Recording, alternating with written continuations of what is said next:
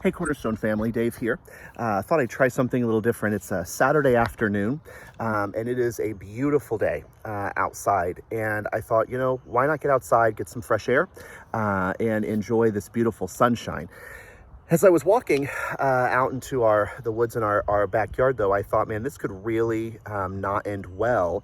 If I'm attacked by a wild animal, if something ferocious lives out here, Bigfoot, something of that nature. So I decided to stay somewhat close to the house, and you can kind of see here, boom, boom, boom, boom, right? So don't worry. If something bad happens, I could probably, survive by just running back to the house. So unfortunately, you get to watch it live if that does happen. So, but it's a beautiful day out here, and it's a shame to stay inside, right?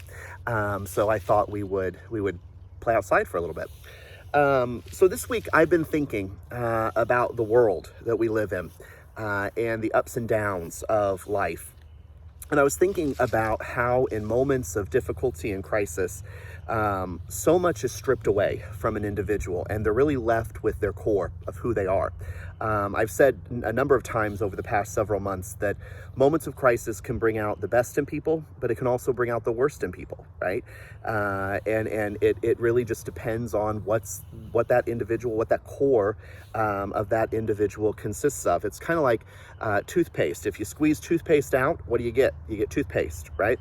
And when pressure is put on a person, what comes out is what's in the heart. And so I thought we would take a look this morning at 1 John, or this afternoon for me, I guess. 1 John chapter number 2, and look in verse number 15. Look at what God's word says here together. This is what the Bible teaches us. It says, "Do not love the world or anything in the world. If anyone loves the world, the love of the Father is not in him. For everything in the world, the cravings of sinful man, the lust of his eyes, and the boasting of what he has, and does, comes not from the Father, but from the world. The world and its desires pass away, but the man who does the will of God lives forever." And so we're looking here in 1 John, and we recognize that the Bible tells us that we are not to love the world. Now that's an interesting thought, because John tells us in another book that he wrote in John 3:16 that God loved the world, right? God so loved the world, he gave his one and only son. And now in 1 John chapter number 2, he's telling us not to love the world. So what in the world is going on here with what John is trying to teach us? Well, it's important to understand the context. John 3:16 tells us that God loved the world, the people of the world. Right? That's what John 3:16 is teaching us, that God loves the people of the world. 1 John chapter number 2, when it says don't love the world or anything in the world, it's not talking about the people of the world, it's talking about the possessions of the world, the stuff, the operating system of the world should not be something that we wrap our arms around and accept. And so there is a difference here, even though it's the same English word, the meaning here is a bit different. So we see here in 1 John chapter number 2, that the Bible tells us that we are not to love the world, nor anything in the world. And then it kind of describes 3 points of what that looks like, what that love of world looks like. And he says here, that it says in verse 16, the cravings of sinful man, number 1, the lust of his eyes, number 2, and then number 3, the boasting of what he has and what he does. So the 3 points here that 1 John kind of outlines for us as to the possessions and the operating system of the world is the lust of the flesh, the lust of the eyes, and then the pride of life. And so we see here the cravings of sinful man, number 1. Let's look at that. What are the cravings of sinful man? Now, I'm sure all of you have experienced cravings, right? You're hungry, right? This week, I was at the restaurant or last week, I think it was, maybe, I was at the restaurant, and one of my buddies called in that I hadn't seen in quite some time, and his wife was pregnant.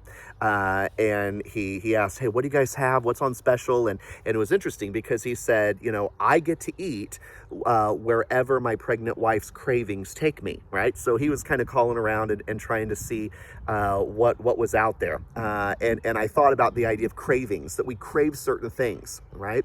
And so this week, I was really craving Chick-fil-A. And so I told Case, why don't we just get in the car and drive? It's not like we're really doing anything else. And so, yes, we drove to Avon and went through Chick-fil-A and got that Christian chicken. And it was amazing. And I loved every bit of it. And I am not at all, I don't at all feel guilty for driving to Avon to get Chick-fil-A. Because I had a craving and I wanted to satisfy that craving, right? And you guys know what that's like. There's something that you're craving, and you're going and you eat it or you drink it and you satisfy that craving. Unfortunately, the flesh sometimes has cravings, doesn't it? The sinful side of man has cravings and desires. When we were in, when we're in the flesh and kind of doing our own thing, those cravings creep up, and we want to satisfy those cravings, and we want to give in to that temptation, right? Is kind of what it boils down to. The lust of the flesh is this idea that I want to feel good, right? I want to feel good. And so whatever it is that makes me feel good is what I'm going to do. Sometimes it's food, it's drugs, it's alcohol, it's TV, it's social media, whatever it may be. It's situations where we fall in, and we have that craving, that desire rather, to draw closer to Jesus. It's a desire to fulfill a lust or some sort of a craving inside of us.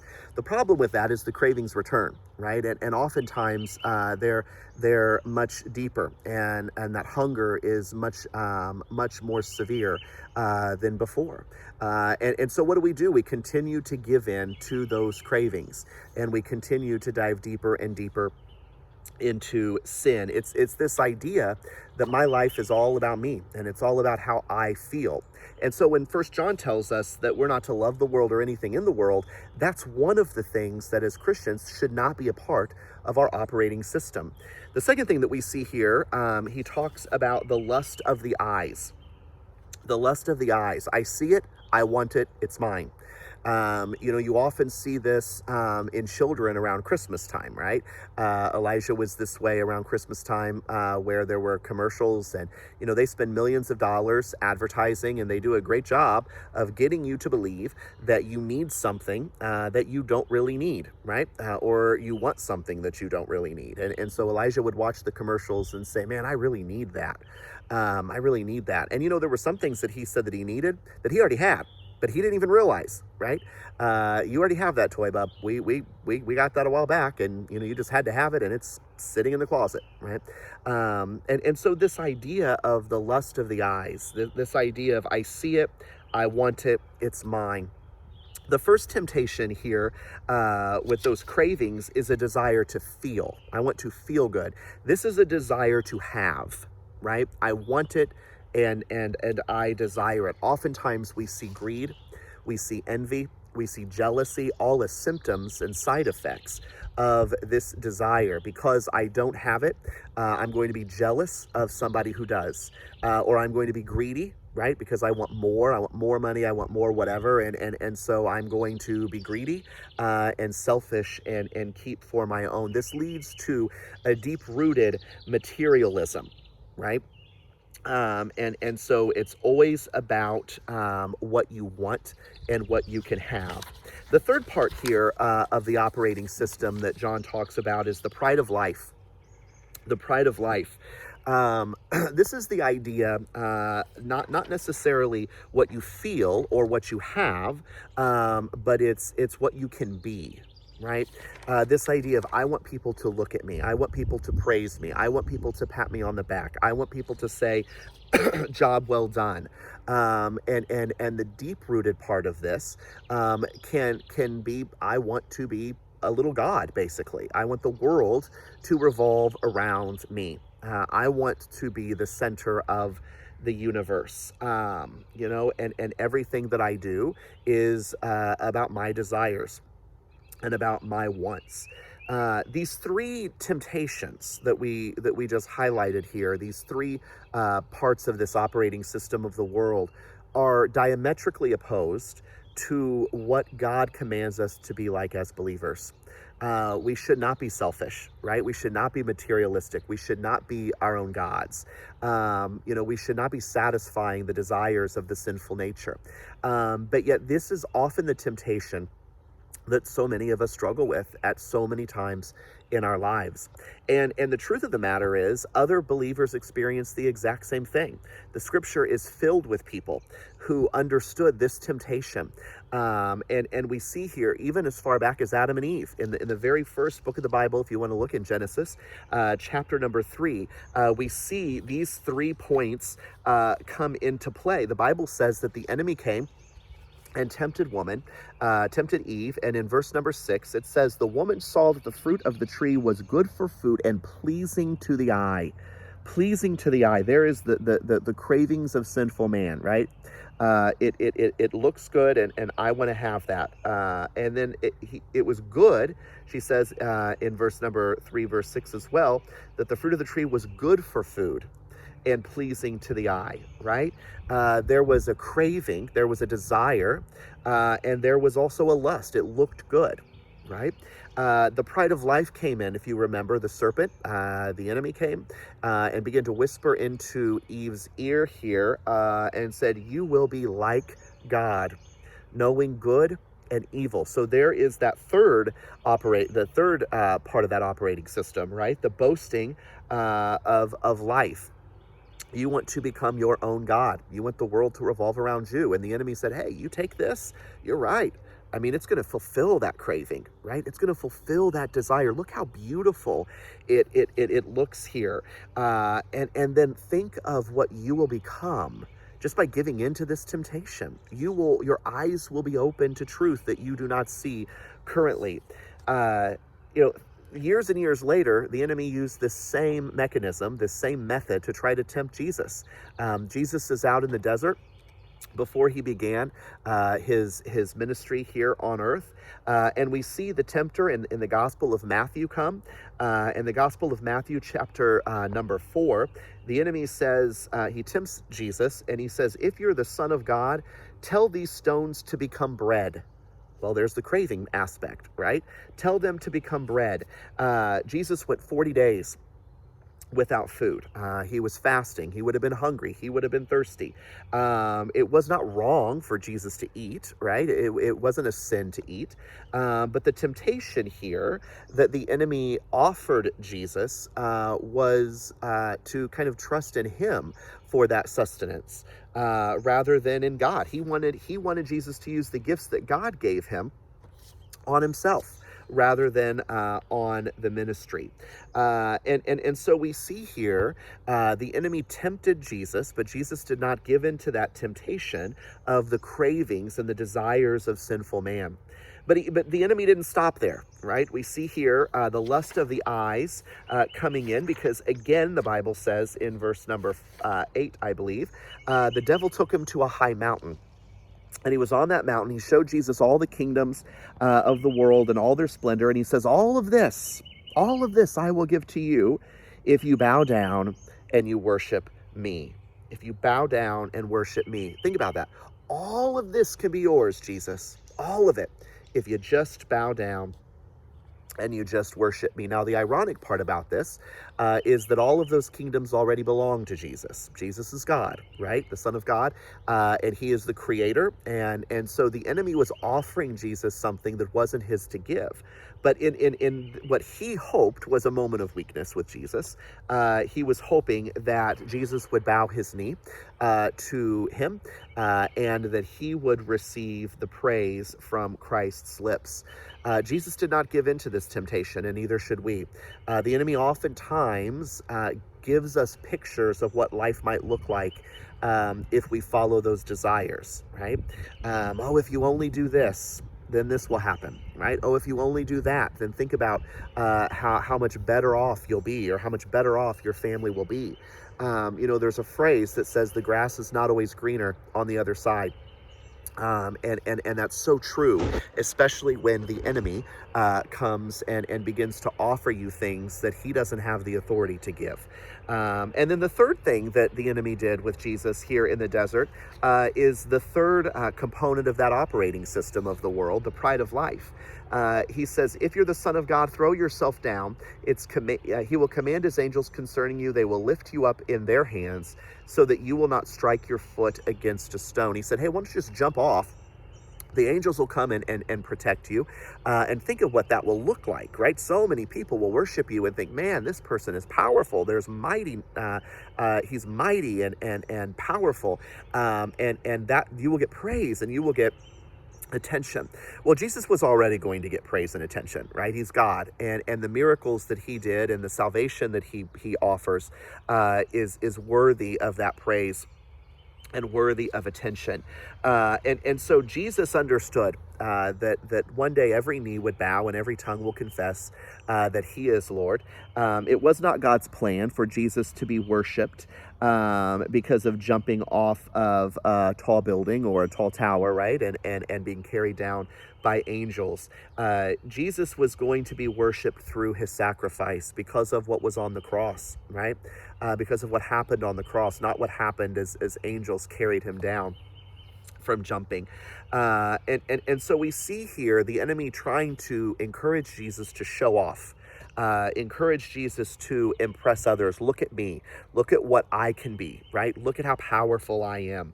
So again, the enemy, although he is slick, although he is sly, he doesn't really have new tactics, right? He uses kind of that same operating system, is what I keep going back to, that the world operates with, of hey, if I can get people to focus on their own cravings, if I can get people to focus on their own desires, things that they want, and if I can get people to focus on pride and arrogance and get them to think they're better than they are, then I've got them. Right? The God can't use them, and I've sidelined them. And he does this with believers all the time. And so it's so important for us, guys, to check ourselves and make sure that these are not areas that are part of our day-to-day operations. Again, we shouldn't love the world or the operating system of the world, right? And we should love the things of God. And so these are areas that we as believers need to deal with. Now, how do we deal with them? It's one thing to point out a problem. It's a whole nother thing to try to solve that problem, right? And so let's go through these 3 points one more time. We see the cravings of sinful man. The cravings of sinful man. If you remember, that is the idea to feel, right? This is a temptation to feel, to give into those cravings. The antidote, the cure for that is a word called integrity. It's an idea of someone who has character. Integrity means that you're honest. Integrity means that you're the same person no matter where you are and no matter what group of people you're around. It doesn't mean that you're perfect. No one is perfect. It doesn't mean that you never mess up, that you never fall, but it means that your life is not compartmentalized, right? It's not that you have, one life here, one life there. It's like the idea of, hey, I have a church life and I act one way at church and then I act another way at work, I act another way at home. A man or a woman of integrity is consistent. They're the same. They are the same person no matter where you will find them. And it's so important for us as believers, as children of God, to be men and women of integrity. The world can spot hypocrisy. The world can spot fakeness. And we should not be fake. We should be men and women of integrity. And so we need to make sure that we have that in check. And as we see here, those cravings that I want to feel, how can we check that? By making sure that we are living a life of integrity, that we're the same wherever it is that we may go. And so again, it's not that we have one life at home, one life at church. We're the same no matter what. Years ago, there was a movie that came out. I think it was in maybe middle school or high school when it came out, based on a real life event with the Titanic. And those of you who have ever studied the Titanic or seen the movie, you understand that ship was called the unsinkable ship. There was some arrogance there, right? That this ship would never sink. And of course, we know that is exactly what began to take place.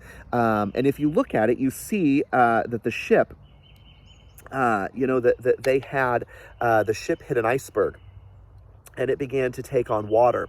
And in the movie, they started to compartmentalize, right? They shut down areas of the ship to try to keep that contained. But unfortunately, a hole in the ship is a hole in the ship is a hole in the ship, right?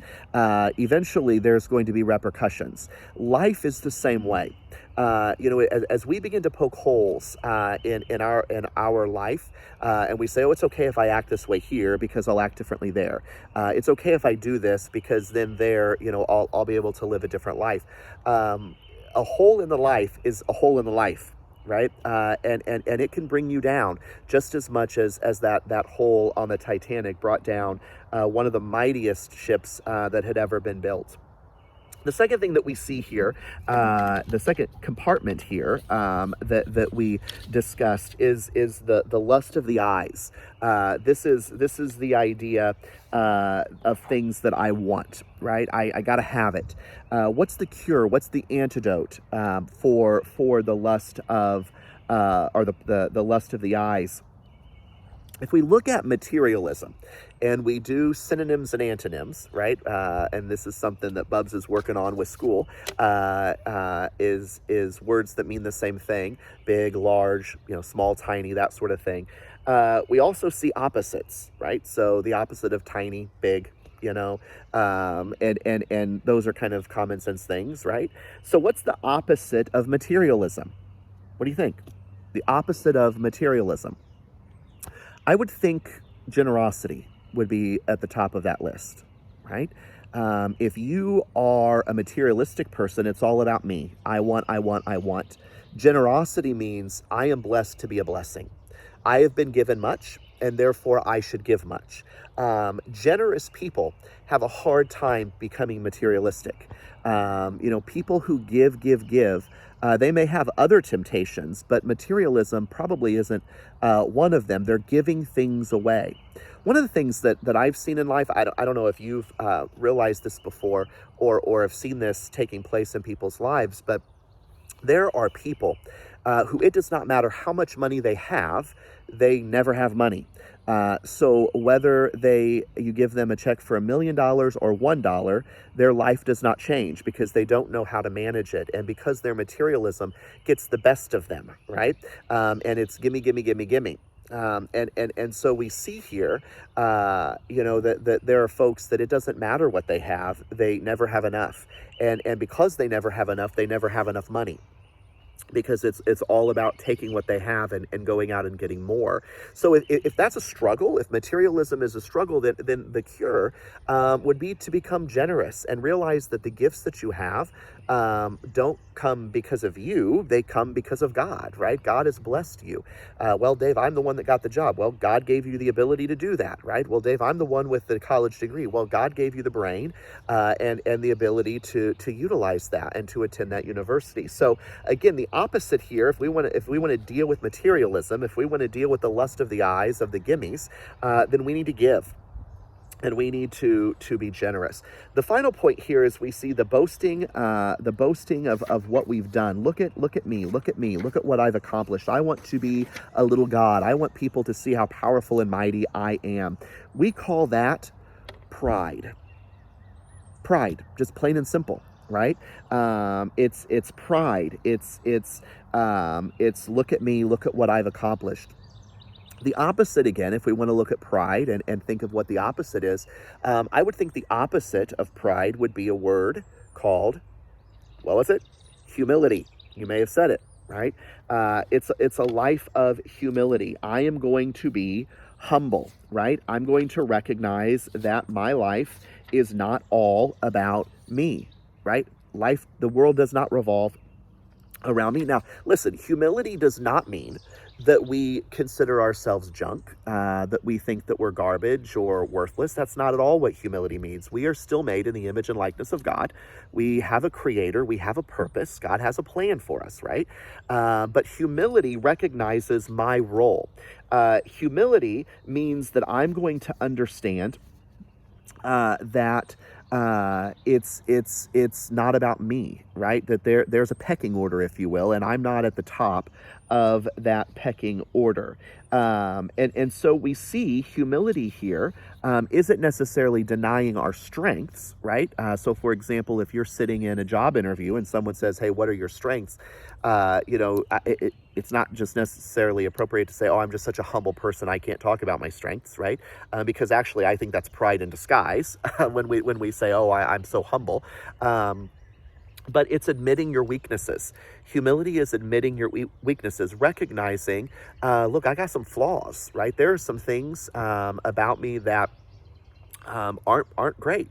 And yes, I have some positives, but I also have some negatives. I have some pros, and I have some cons.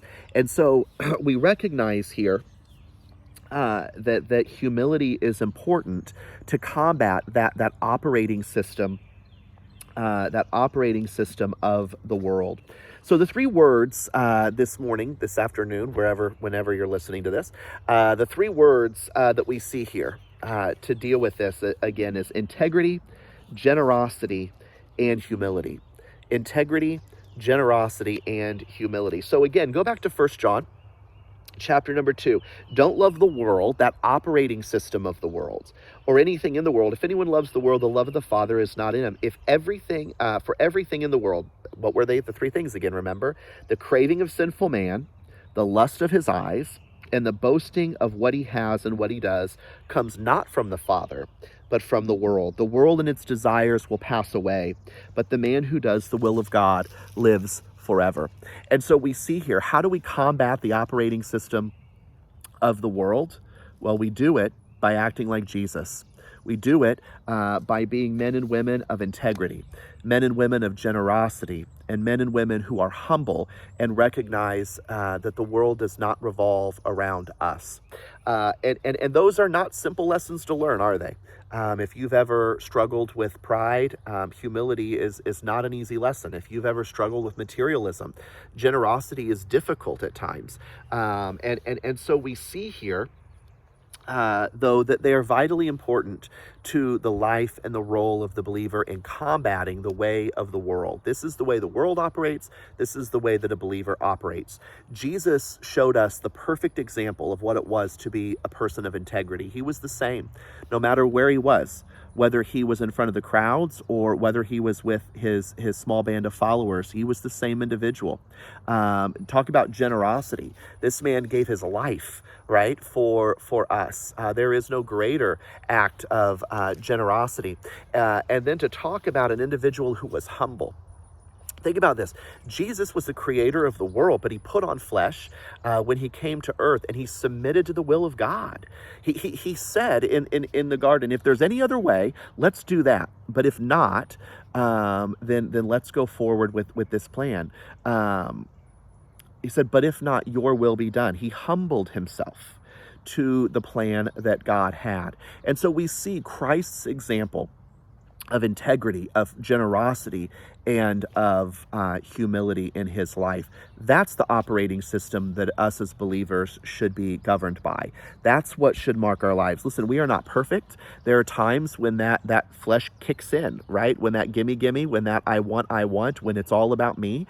But the Holy Spirit should kick in and say, wait a minute, There's something here, guys, right? This isn't the way that we should be operating as believers. And here's the interesting thing. Look in verse 17.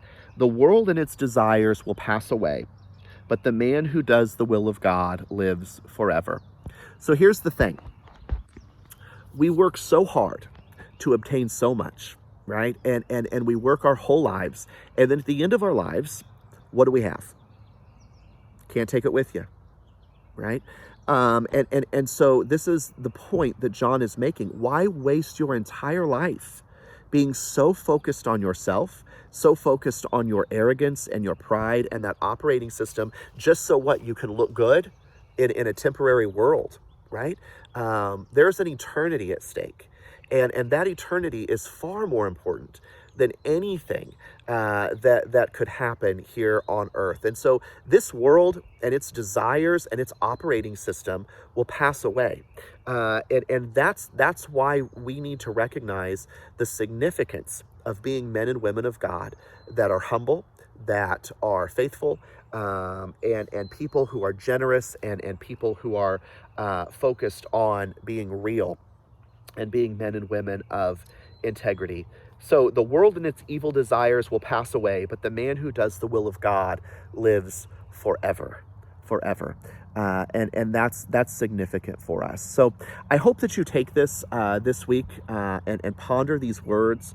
Go back to 1 John chapter 2, verse 15, 16, and 17 throughout the weekend, and think about in your life, are there areas that you need to perhaps confess to God and ask for forgiveness? Maybe there's areas that you need to work on. Maybe there's an area of materialism that you need to flesh out. Maybe there's some generosity that needs to happen this week. Maybe you struggle with being real and you're a different person at work than you are at home or out in public. And maybe that's something that needs to be worked on this week. Or maybe you just need to humble yourself a little bit and realize that the world doesn't revolve around you and that you're not the center of the universe. Again, these are not easy lessons to learn, but they're so important to us as believers as we work to draw closer to God. And so I hope you all are doing well. I hope you're staying safe and enjoying the beautiful weather, some of the beautiful weather that we've been having, even as we socially distance, right? We can still get out and take walks and enjoy that. Thank you guys so much for your faithfulness.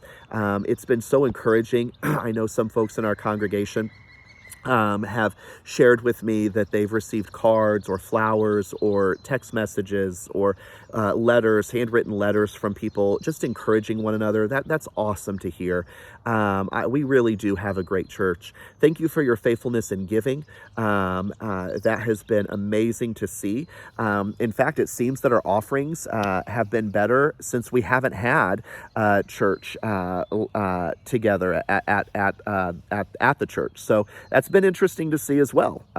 Maybe you guys are like, hey, we'll give more money if we don't have to see Dave every week. I don't know. But it's been an interesting time for all of us, right? But it's been one where we are growing and learning what it means to be a follower of Christ. When what we're used to is stripped away, it's hard to fake it, isn't it? And so what we're used to is stripped away, and so this is new territory, and hopefully we're using it as an opportunity to take some time to be with our family and to be with God, which is what is most important. So you guys have a great week. I'd love to hear some feedback and comments on the message. If there's anything God is teaching you or showing you, feel free to comment below. Have a great day.